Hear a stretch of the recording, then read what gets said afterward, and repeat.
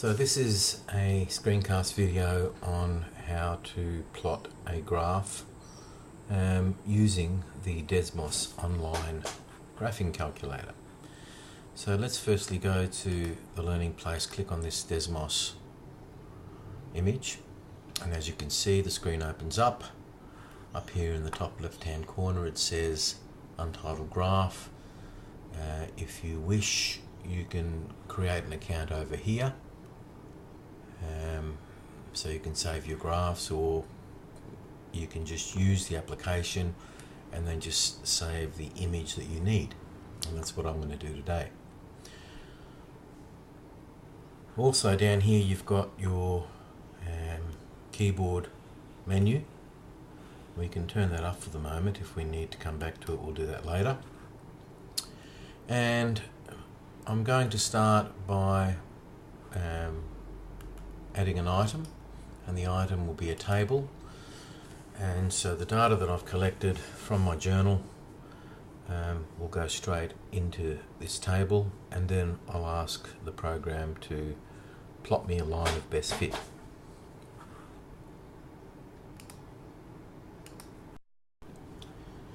So what I've got now in this right page, I've got my first hypothesis from which I collected data. My hypothesis was as the distance increases, the time will increase directly proportionally. And as you can see here, I've got the data that I collected as I did the experiment or after I did the experiment. Now this is a journal entry, and it's handy to have it online. This is obviously through Blackboard, but I'm going to take this data now and I'm going to put it over here. So my X and Y parts, so I'll just quickly put it in there.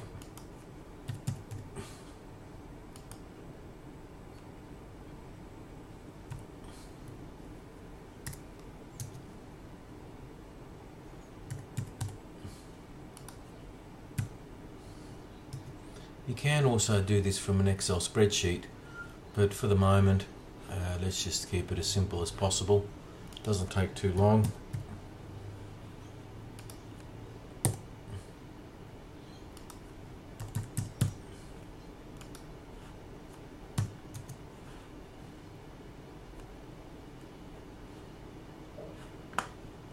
Little mistake there.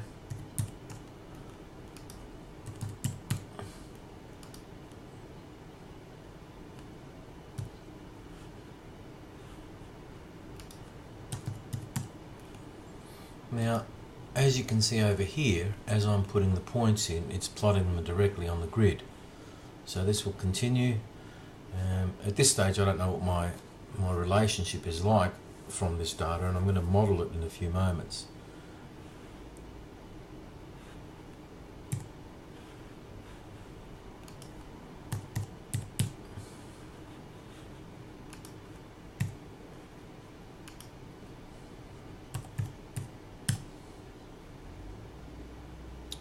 Okay, so now I've got all my data in, and you can see the points here.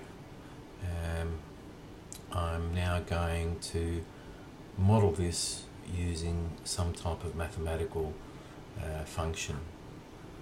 So I'm back here in my main screen for my graph, and just through looking at the data here, you can see that there seems to have been a little bit of inaccuracy in the data itself.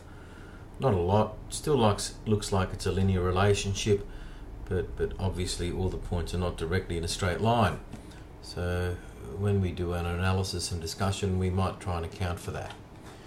So just make sure when you're doing this experiment, you're writing things down in your journal so that you've got it later on to put it in your final report. So what we're going to do is we're going to see what type of mathematical model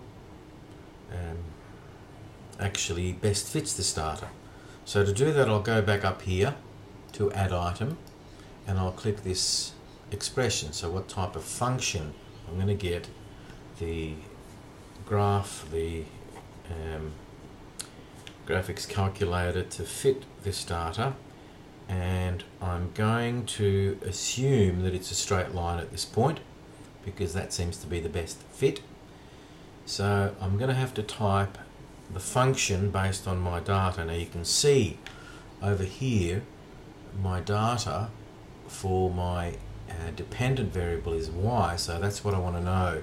How is that dependent upon the changes that I made, the changes in x? So I'm going to type in y 1 like so, and as you can see it says there's 8 elements in the list, which there is. Now what I've got to do here is I've got to click a particular symbol. I'm going to bring my keyboard up here and I'm going to go ABC, and I'm going to click this symbol down here. So I'm going to click that symbol, and then since I recognize it's a linear function and I know the general form of a linear function is mx plus c, I'm going to type in m, and then I'm going to type in x1 plus c. Now I can actually see how well my data fits. I can resize the graph. As you can see, it's quite a good fit, and it also passes through the center here. So even though here it says the y-intercept is 0.214, it's pretty close to 0. So that should account for some error that is existing in our experiment, whatever that might be. Now the other things that you need to notice here are, you can see here your gradient. So there's your gradient here, m equals 2.4.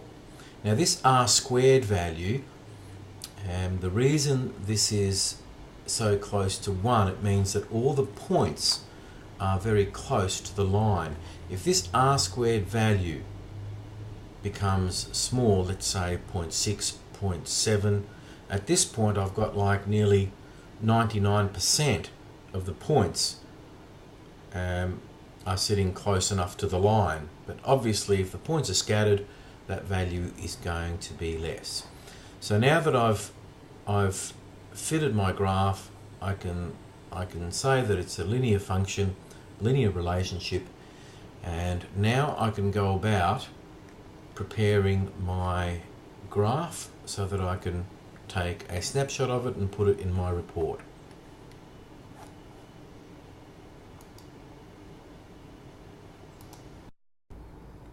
I'm going to come up here to the settings. I'm going to click on graph settings, and I can actually click on this arrows, and you can see that it will put arrows on the axes, so x and y axes. For my axes I could add a label, and I know this was my distance, and I'll also put in brackets meters, make sure that it defines the units, and you can see it down here. It's appeared down here. Now I'm going to also put the domain in other words, I want to put in the range of values that I'm using. So I'm going to start from 0 and go to, well, I can see my greatest value for x here is 18.6. Sorry, it is 8, not 18.6. For y it's 18.6. So I'm going to maybe make this 20. And you can see the graph is expanding. I'm going to do the same thing, add a label for y, and y was my time in seconds. And again, you can see that's appeared up here. And then if I just click anywhere on the screen, that disappears. Now I can set up my graph. I simply click and drag to set it up to where I want it. Now the only thing you might have to do here is come back and change the size of your window to fit the graph, and you'll see why in a moment. let me just get rid of this. So I'm going to change it to fit my window, and then I might rescale it a little bit. That should be fine enough. In fact, I might even go up like this. Just try and get as much of it as possible in your screen, but just make sure you include your axes, labeled axes here. And now I can go ahead and clip that. So to clip it, you have to use the cutting tool on your computer. If you're not sure how to use that, please ask me. It won't take me long to show you how, but I'm going to clip it here now. And I will come across here and clip this like so. And now there's my image. There's my graph. It's quite a nice clean graph. And I can paste it into something like a Word document, no problems. So I'll just come in here, paste it in there, and there you go. You can then put a heading on it. So graph of time, of distance,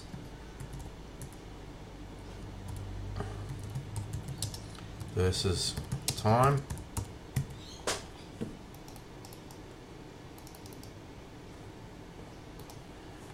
And that goes straight into my, it can go into my journal, or it can go into my Word document for my final report.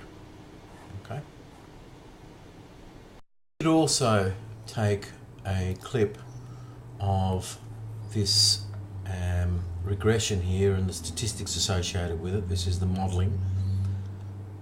So again, using your clipboard, take a clipping of it, and you can also place that in your graph. So it's probably not a bad idea to do that, because it shows things like the C or the y-intercept, it shows the gradient, and then you can check these values with your theoretical calculations. So obviously this graph represents your measurements and the measurements. So might be a good idea to take a little clip of that. There it is there, and then you can just place that into your Word document. Okay, so I hope that's helped. If you happen to get a relationship that is quadratic in nature, let me just quickly show you how you would do that. Let me get rid of this regression line. I can just turn it off here, so I can attempt more than one sample. So I'm going to go up here again, click F expression, and this time, as you should know, I'm going to type Y1, and I'm going to click this little line in my keyboard down here. But this time I'm going to use the general form of a quadratic. A, X, and to click my squared, I can go back here, I can just go squared, plus BX plus C. And I've added this using my keyboard, or I can use this keyboard on the screen. Now it hasn't worked here because I haven't specified which set of data it is, so I need to put a 1 on the X there and a 1 on the X there. And there you see, there is your line if it's modeled by parabola. Now the problem with this is that we haven't got enough data to really verify what the relationship might be. Hopefully, if you do have a quadratic relationship, your data will be a lot more pronounced than the data that I've used here. In other words, it'll more closely fit parabola. And again, you can see the r squared there. For the values that I've got, they're pretty close to the line. Okay, well that's it. I hope that's helped. Good luck. Bye for now.